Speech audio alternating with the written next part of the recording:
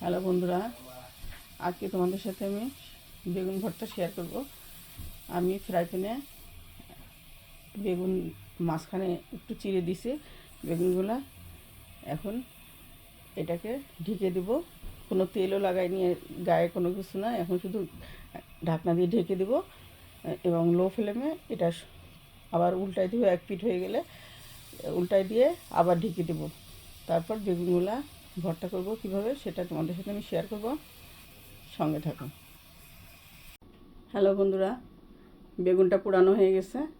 এখন আমি এটাকে সুন্দর করে ক্লিন করে একটা জালিতে পানি ঝরাতে দেব,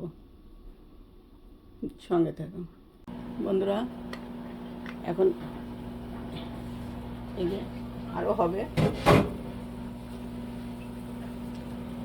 এটা আমি এভাবে উল্টাই দিব এবং সুন্দর বেগুনগুলো, আর মাঝে একটু চিড়ে চিড়ে দিছি, প্রত্যেকটা বেগুনের একটু চিড়ে দিছি এবং এটা একদম নরম হয়ে গেছে।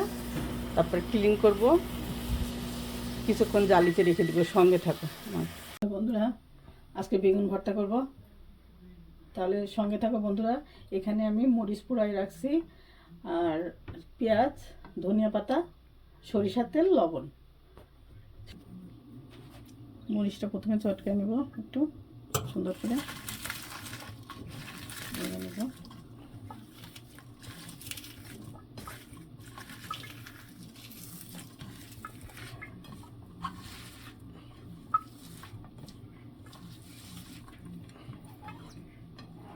এটা সুন্দর করে মেখে নিলে ভর্তাটা ভালো লাগবে। দেব